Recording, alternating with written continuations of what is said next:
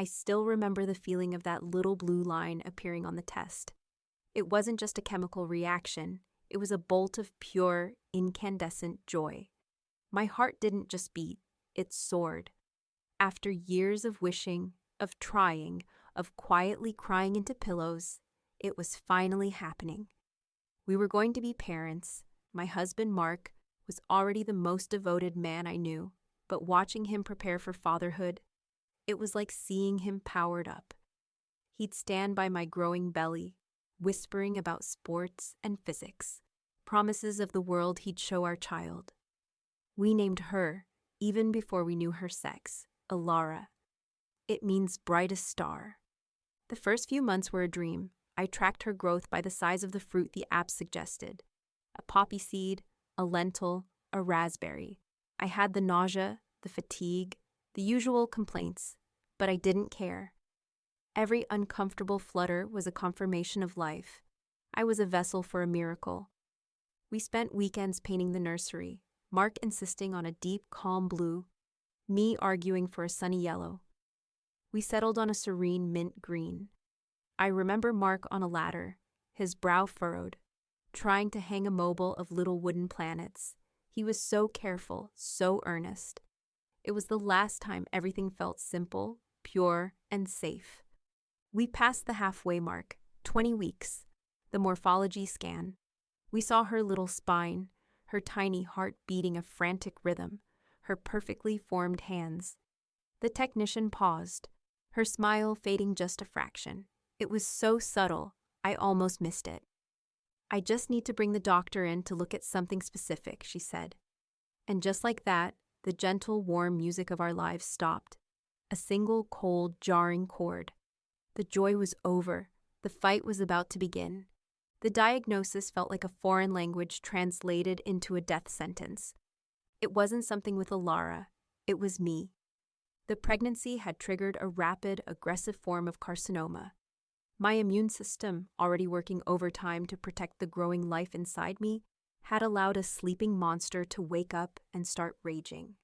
The oncologist, a kind but brutally realistic woman named Dr. Chen, laid out the timeline like a bomb disposal expert.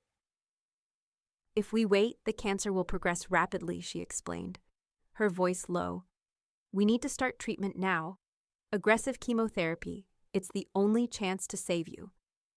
Then came the terrible, impossible sentence. "But the chemo will terminate the pregnancy." Mark just stood there, his face ashen, looking at me, then at the image of our tiny, oblivious daughter on the screen. The silence in that room was the loudest thing I have ever heard.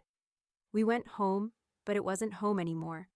It was a pressure cooker filled with unspoken pain. Mark researched clinics, experimental treatments, anything that offered a third option. He didn't sleep. He barely ate. He was fighting the disease with his mind, trying to outsmart a biological catastrophe. "We have to save you, honey," he'd plead, holding my face. "Elara won't have a mother if we don't. She needs you." And he was right. Of course he was right. A living mother is better than a lost child. But my hand would instinctively rest on my belly, where I could feel her tiny, defiant kicks. She was so alive, so real. I looked into the mint green nursery, at the wooden planets, and realized the universe had offered me a trade, my life. For hers. Dr. Chen called it a maternal fetal conflict of interest, a cold medical term for the worst emotional dilemma imaginable. We had 2 options and 2 timelines. Option 1, save the mother. Start the chemotherapy immediately. My survival rate would jump significantly, but Elara would be lost. Medically, logically, this was the sound choice. Mark begged for this choice. Option 2, save the baby. Postpone treatment until the baby was viable, around 30 to 32 weeks, and deliver her prematurely. This would give Elara a chance to live, but the delay would let the cancer grow unchecked. The doctor estimated my survival rate would plummet to less than 20%. One night, I woke up and Mark was asleep, his hand gripping mine so tightly his knuckles were white.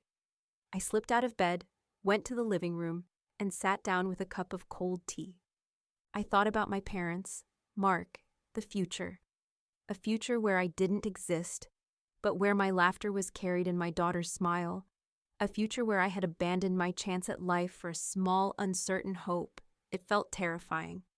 Then I remembered what my own mother told me once. Love is not a feeling, sweetie. Love is an action. It's a choice you make over and over again. And I knew then, there was no choice, not really, because the minute I felt her kick, she became more than a fetus. She was my child. And a mother's instinct, the primal, deep-seated urge to protect her offspring, isn't a suggestion, it's a mandate. I went to Dr. Chen the next day, alone. I need to postpone the treatment, I told her, my voice surprisingly steady. We wait until Elara is viable, we give her a fighting chance. Dr. Chen didn't look shocked. She just looked sad. You know what this means for you, don't you? It's a massive sacrifice. It's not a sacrifice, I whispered, tears finally blurring my vision. It's just being her mother. I kept the severity of the decision from Mark. I told him we were delaying the most aggressive chemo to pursue a gentler, unproven therapy that allowed the pregnancy to continue. I protected him from the terrifying truth of my 20% chance. I needed him to be strong for the baby, not to be broken by me. The next few weeks were a relentless countdown. Every day was a battle won. I was sicker than I let on. The cancer, fueled by the pregnancy hormones, was turning me into a shadow of myself. But every time I felt a kick, I held on to it. Stay in there, Elara, just a little longer. We finally made it to 31 weeks and 6 days. The doctor said it was the absolute last, risky moment. We couldn't wait another hour. The delivery room was chaos.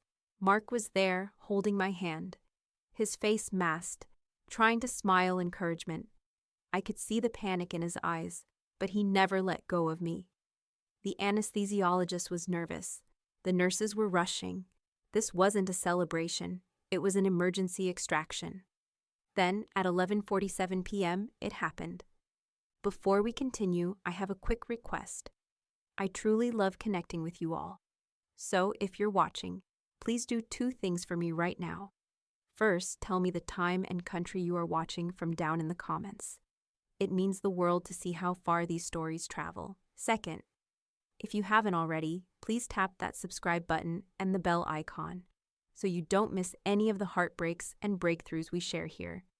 Your support helps me keep this diary open. Done. Wonderful, thank you. Now grab a cup of tea, settle in, and let's continue. Elara, the brightest star. She was tiny, pink, and screaming, a perfect sound that meant she was breathing, she was here. They whisked her away instantly to the NICU. Mark followed, but before he left, he leaned down and pressed his forehead to mine. She's beautiful, he choked out, tears finally breaking through. Thank you. Thank you. The room emptied. The music dropped to an exhausted hum. My part of the story was over. The doctor's part began. The high-risk surgery to remove the malignant mass. The first desperate round of chemo. It was all a blur of cold steel and sterile white. I woke up 3 days later. Mark was beside me, pale and drawn. He was holding a picture of Elara, his thumb covering most of her tiny face. He looked at me, and that's when I knew. He knew the truth. He hadn't just heard the thank you. He'd read my charts. He'd talked to Dr. Chen. He knew the risk I took. He knew I chose her life, and by doing so, I had nearly signed away my own. Mark didn't yell. He didn't cry. He just laid his head on my chest and started to shake. The pain wasn't just physical. It was the pain of a husband who realizes his wife was ready to die for the sake of their child, and he hadn't even known the true depth of her sacrifice. Why didn't you tell me, he whispered. Because I couldn't bear to see you choose between us, I admitted, and I knew you would always choose me. But I couldn't live with myself if I hadn't given her a chance. I couldn't. The next few months were a brutal mix of recovery and fear. Elara spent weeks in the NICU, growing stronger every day. I was in and out of the hospital for chemotherapy, fighting with everything I had left. My hair fell out. I was constantly nauseous. There were days I could barely lift my head. But every single day, Mark would wheel me down to the NICU, and I would reach my gloved hand into the incubator, and she would grasp my finger. That tiny grip, that was my medicine. The months turned into a year. The year turned into 5. The doctors used words like remarkable remission and miracle case. The aggressive delay had put my body on a razor's edge, but the intense treatment, spurred by the will to hold my daughter, worked. I was one of the 20%. Elara is 7 now. She has Mark's deep brown eyes and my fierce, stubborn spirit. She still sleeps with a small wooden planet mobile hanging over her bed. She is completely healthy, utterly vibrant. She is my life. I have scars now, inside and out. But they are a testament. They are the map of the war I fought to bring her here. Mark and I never speak of the choice anymore. We don't have to. It's in the quiet way he looks at me. It's in the careful way he protects my health. It's in every morning we wake up together. Sometimes, when I tuck Elara into bed, she asks me about the day she was born. I tell her about the blue line, the mint green nursery, and the fierce, overwhelming love. I don't tell her about Dr. Chen's prognosis. I don't tell her about the percentages, but I always tell her the last thing. When you were inside me, Elara, I whisper, kissing her forehead, I knew I would have given up everything I had to make sure you had a life. You are my brightest star, and you were worth every single second.